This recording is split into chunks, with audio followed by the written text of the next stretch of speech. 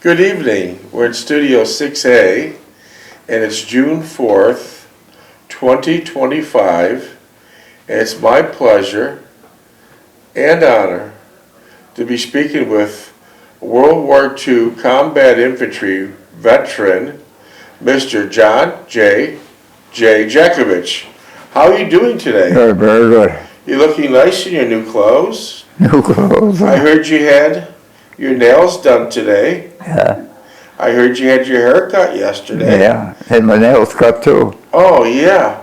I heard you had a close shave yesterday. Yeah. They did it professionally. So you're doing pretty good. Yeah. How was your dinner? Good, good. Good. How was your dinner? Good? Yeah. Okay. We're reading Mr. Jeckovich's book. It's titled Their Mother's Sons. And how many pages is it? 849.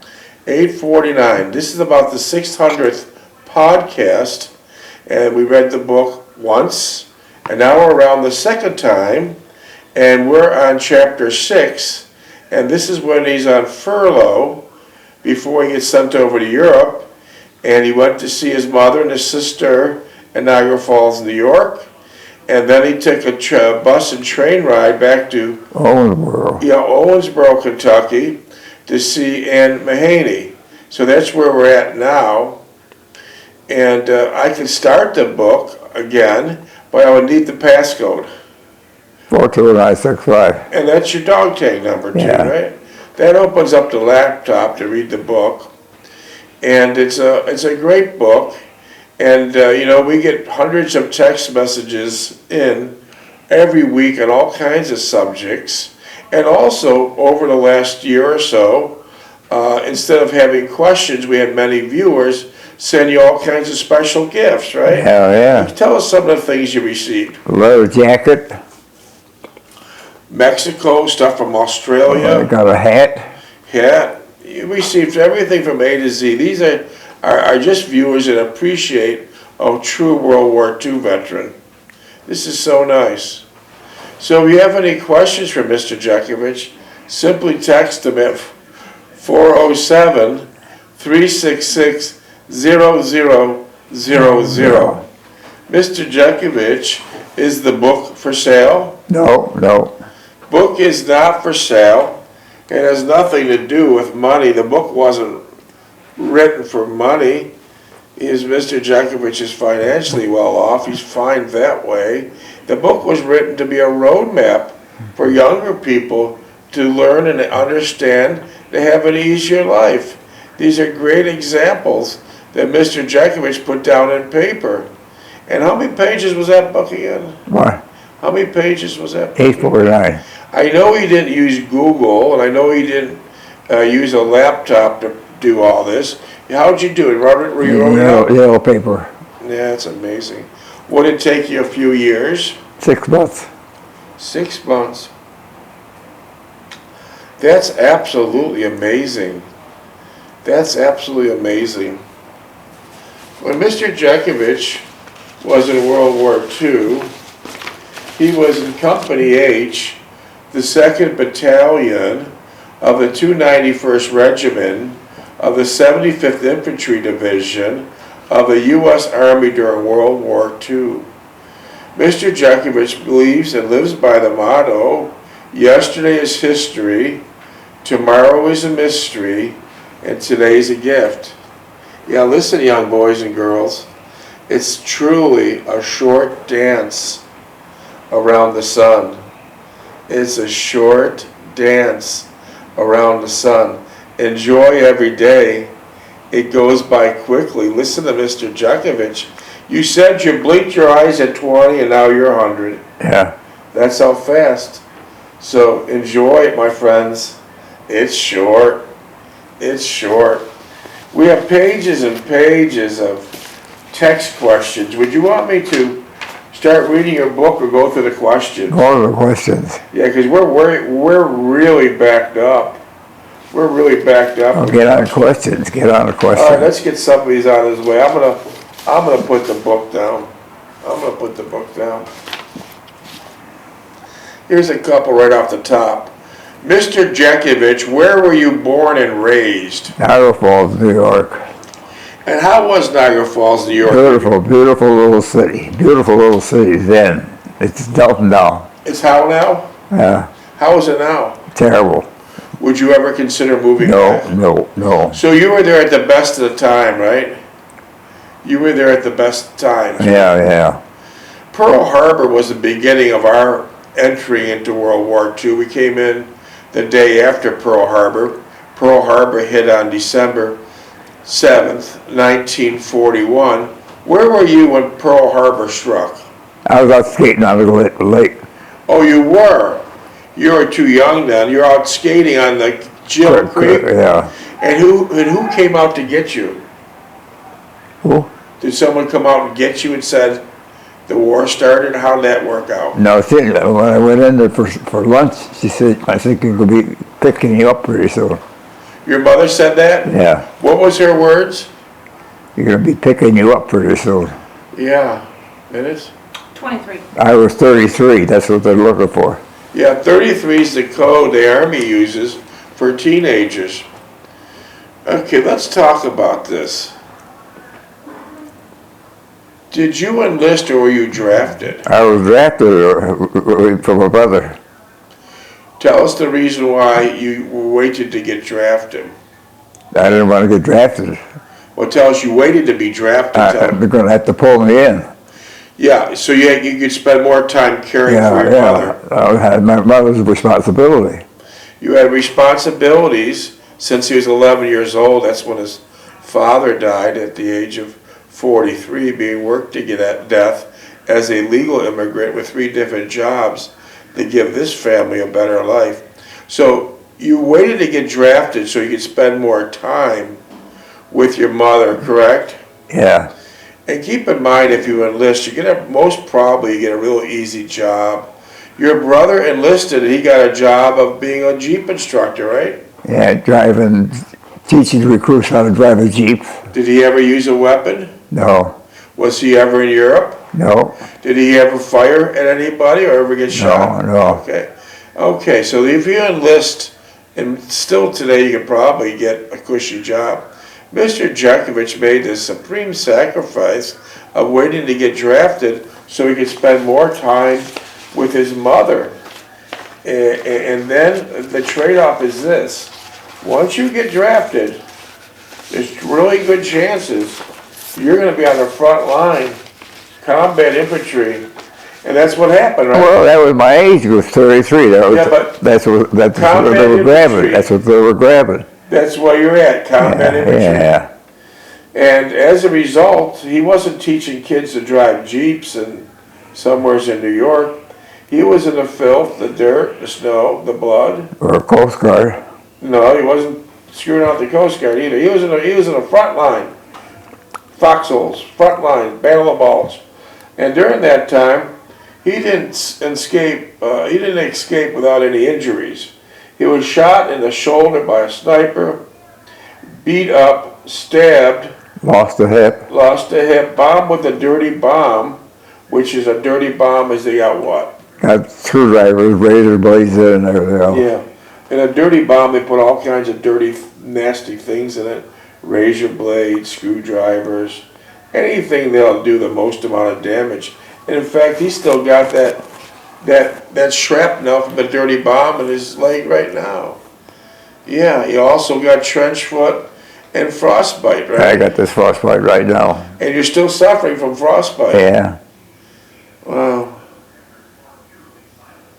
You have so much metal in you from hitting with that dirty bomb. 80 years later, you still have this metal they can't get out. So what happens when you try to get on a plane? I have to slip. I give him a slip, but the alarm goes off. I just show him the slip. Yeah. Mr. Jeckovich's last battle was the Battle of Bulge. They held Bastogne at all cost. They couldn't get air support of any type. They couldn't get anything delivered. They couldn't get paratroopers. But they gave strict orders, don't lose Bastogne.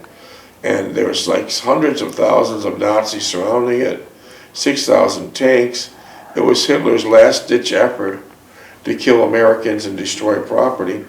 So his instructions were, do not lose Bastogne. And they didn't, but there was about 97% casualties. 3% made it out, and one of them is Mr. Jeckovich. Yeah. When he went into the Army, they affectionately called him the Diaper Division. How come? Oh, they're all 19 years old. They're all young kids, green. The young kids, green. So they affectionately called him the Diaper Division. And when he left the service after the Battle of Bulge and holding on Bastogne, he was later called, his group, the Bloody Bastards of Bastogne. The Bloody Bastards of Bastogne. And he didn't leave with just 1 or 2 medals. Here's what he left with.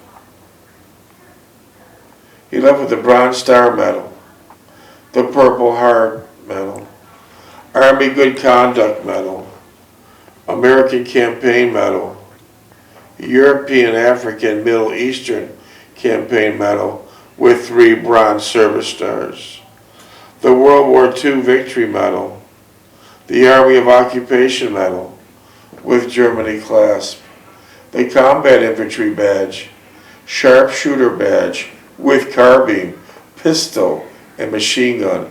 Machine gun was your primary weapon, right? Yeah, well, M1 was the primary weapon. The Marksman Badge with rifle bar, and the Honorable Service Lapel Button from World War II. Wow. The Bronze Star Medal Mr. Jeckovich received was an award of the Combat Infantry Badge on top of that. It's just amazing. Where are all these physical medals today? Oh, who knows? Who knows? They can't be found? No. When's the last time you seen them? My last time I see them, Yeah. when they shipped them home. That was it, huh? How about your uniforms? Where are they? Same way. I have a chance to glance over your papers when you got drafted into World War II. It says here you were living at 3063 Orleans Avenue, Niagara Falls, New York. Is that true? Right. And you lived there an entire part of your life, right? Yeah. It was a nice city. There. Nice city when you were younger. And then tell us the neat tricks you had to make ice skating rings in your front yard. Open fire hydrant. The next day you got a lot of ice, right? Yeah. It says over here, before you went into service, that you were a sheet metal worker. I worked with my uncle there. What did you do? Put in ductwork, ventilating systems. What uncle was that? Huh? What uncle was that? Uncle Andy. What was the name of the company? Huh? Croysdale. Croysdale. And that was an interesting part of Croysdale Sheet Metal Company. It was right in the middle of a residential neighborhood. 27th Street. In Monroe. Interesting. You can't do that today, but back then it was acceptable. And many of those small towns like Niagara Falls, back then, in the middle of the neighborhood, they'd have a delicatessen. They would have a bar. A bakery. A bakery. A bakery was on Niagara Street. Yeah. And that's how they would do it back then. Remember that kid lost his hand in a bakery? Yeah, that was bad news. Over here it says, when you were drafted, you weighed 87 pounds. How much you weigh now? 151. You have a lot of catching up to do. Yeah, I don't think so. You're 30 some pounds off. But the good news is that if you did find your 2 uniforms, that fit loosely, which is nice. Which is nice. They also said here that you're in the Ardennes Forest. You spend most of your time in the Ardennes Forest, right? Ardennes. Ardennes Forest, right? Yeah, I never went to Pacific. Did you want to go to the Pacific? No, they were after they shut down Europe, they wanted to send us to Europe, Pacific. And then they dropped the bomb and that was the end of it. 15. And this heavy-duty machine gun, you had to cool it by water, right? Antifreeze. Antifreeze in the water. Yeah. What happens if you didn't cool it? What happened to the barrel? The barrel gets, well, the water will freeze in there. I mean, if you didn't put the water through the machine gun, would the barrel get red hot? Yeah, that's what's cool in that machine gun is the water. What happens if somebody grabbed the barrel? You know, if burn your hand. Bad? Well, probably right down to the bone. I'm looking at when the war was finally over, it said you got a mustering out pay. Do you remember that? Yeah. What's a mustering out pay? Thank you pay for your service.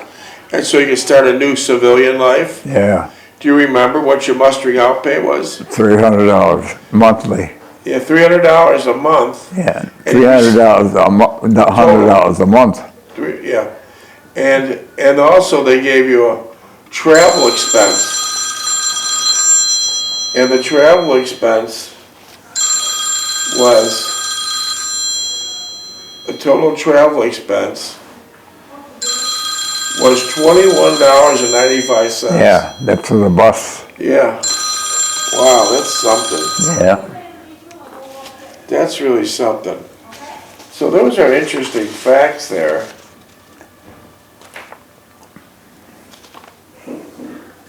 Let's see what else they ask. What branch of the military are you in? Were you in? Army. Army. Frontline infantry? Yeah. Where'd you go for basic training? Evansville, Indiana? No, Owensboro. Okay. What was your military specialty? Was it a medic, a pilot, or infantry? Infantry. Infantry, uh-huh.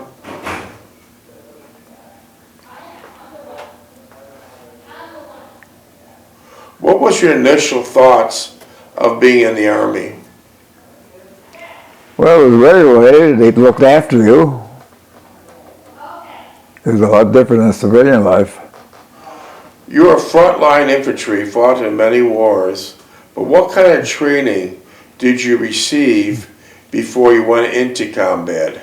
Well, we had some basic training in Upton, but that was just mediocre. Teaching how to use a weapon? Yeah, we went to armament school and all that. So let me try to understand this.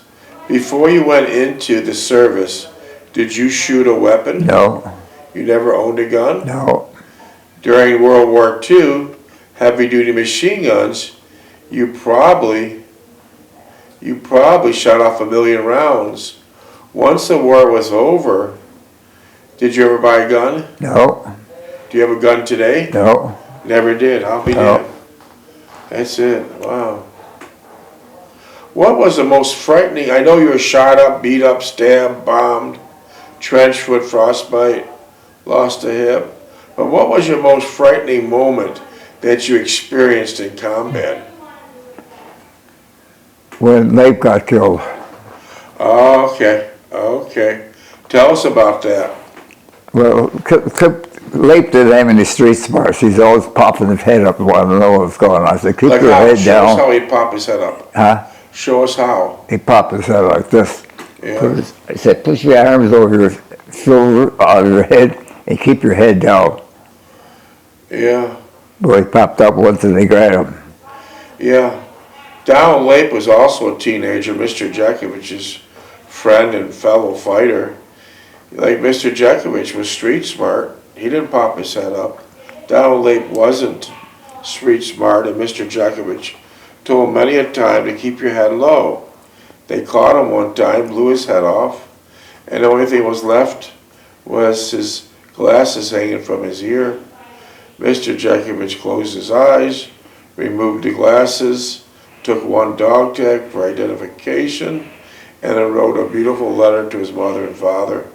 And that was the end of Donald Leip. It's a sad story. Yeah. But many, many young boys lost their lives during World War II. An interesting side note, Mr. Jeckovich been retired in Florida for many years. How many years? In Florida? How many years you been retired altogether? 1980. So you've been retired for 45 years. Yeah. Man, you beat the system. Holy God. Most people retire at 65, and by 66 they're dead. You beat the system. You beat the system. Well, anyways, getting back to Donald Lape, his younger brother lived only 1 block away from Mr. Jeckovich in Florida for 25 years, and they just didn't know it. It would have been beautiful if they did. They'd have great memories and conversations about Donald Lape, but they just didn't. We just found out through our obituary that he passed away. Yeah. So that was the end of that. Sad story. It'd be nice if they would have got together. Let's see. What weapons did you use during World War II? Well, my basic weapon was the Rhine rifle.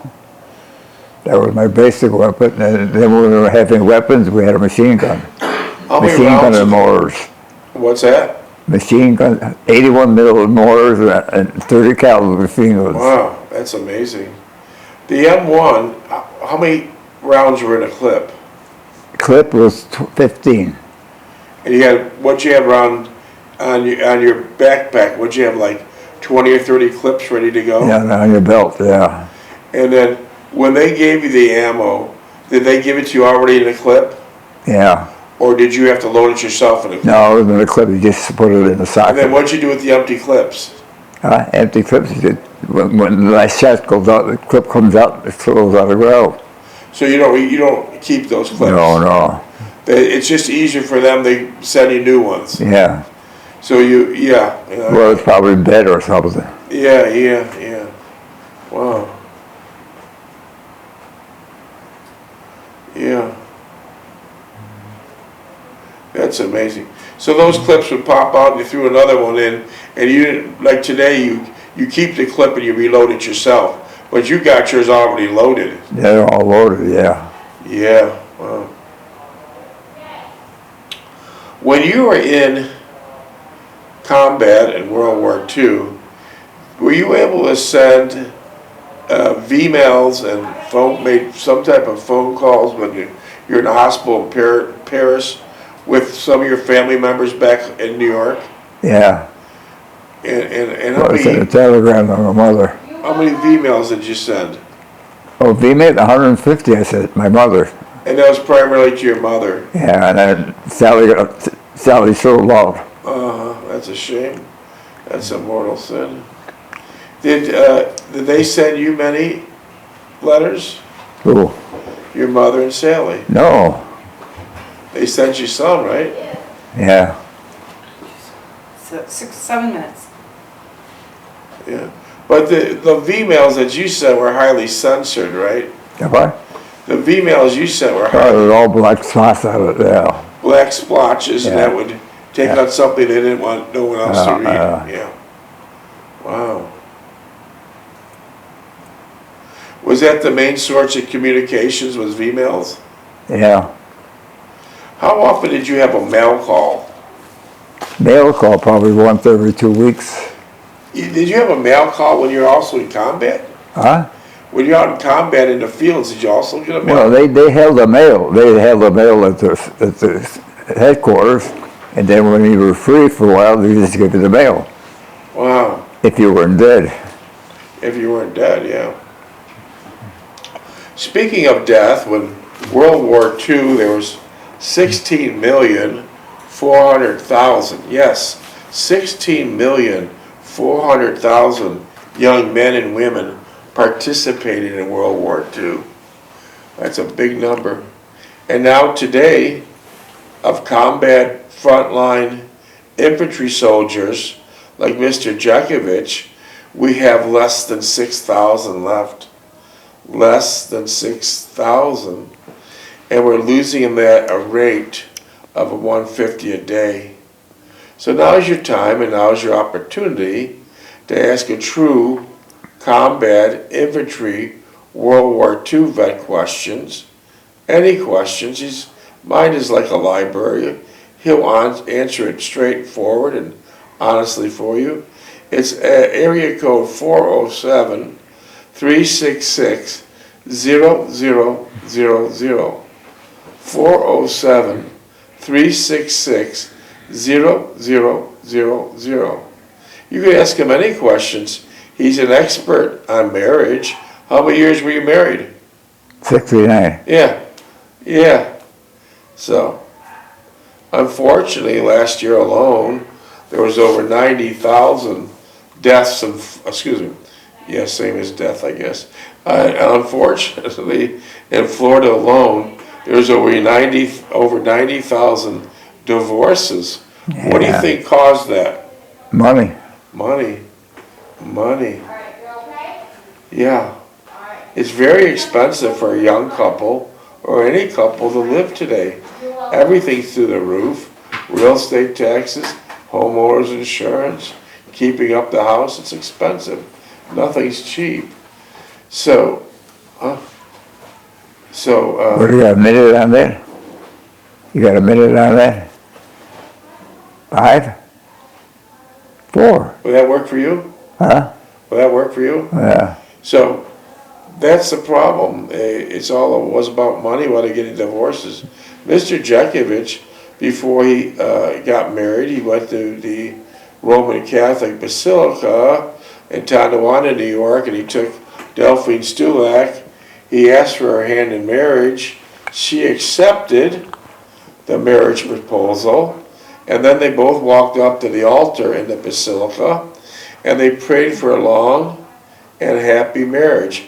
How was that prayer? Was it answered? 69 years. Damn right it was answered. Damn right it was answered. So any question you have for Mr. Jeckovich, text him at 407-366-0000. Did you drink? No. Did you smoke? No. Even though the Red Cross during World War II was passing out specks of cigarettes like candy bars. Yeah. Everyone got them. Every time you turn around, there was another pack. So basically, if you didn't get killed during the war, 20 or 30 years later, you died of lung cancer. Yeah, I gave them to people in the company.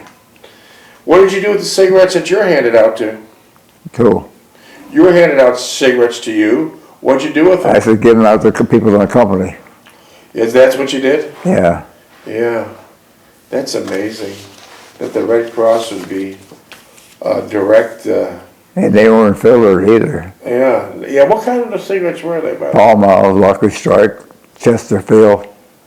All hardcore, non-filtered. Yeah. Wow. Could you describe, Mr. Jeckovich, what a typical day on frontline infantry is like? Well, sometimes it would be boring, sometimes it would be hellish. I see. So it's either boring or very hellish. Yeah. Do you believe there's ever an atheist in a foxhole? No. No. Not during a war. We're not atheists then. After we get out and life is easy, they become an atheist again. That's amazing. And then when you got out of the service, you had one special place that you opened up, and that was called Duplex Giant Wash. Yeah. And that was a nice business you had there. Yeah. Could you tell us a little bit about it? Well, we had it for 18 years. Yeah? And where you put those laundromats was in the poorest neighborhoods because the people didn't have wash machines. Yeah. They had to depend on you. Yeah. And where was yours located? On 2nd and Niagara Street. In Niagara Falls, right? Yeah. And what kind of customers did you have? You get the poor people, but they're very sympathetic. They're real kind. So they took really good care of your stuff? Yeah. What did an extractor cost to use? The what? How much was the use cost of an extractor? How much coins did it cost to run a washer? And in the laundromat? Yeah. 25 cents. 30. And how much for a dryer? 10 cents. How much for the extractor? The big speed one was 25 cents. What kind of other products did you sell at the laundromat? The what? What other products did you sell at the laundromat? Soaps and... Soap, we sold candy bars, we sold cigarettes. A little bit of everything. Yeah, we had a phone there. How about a soda machine?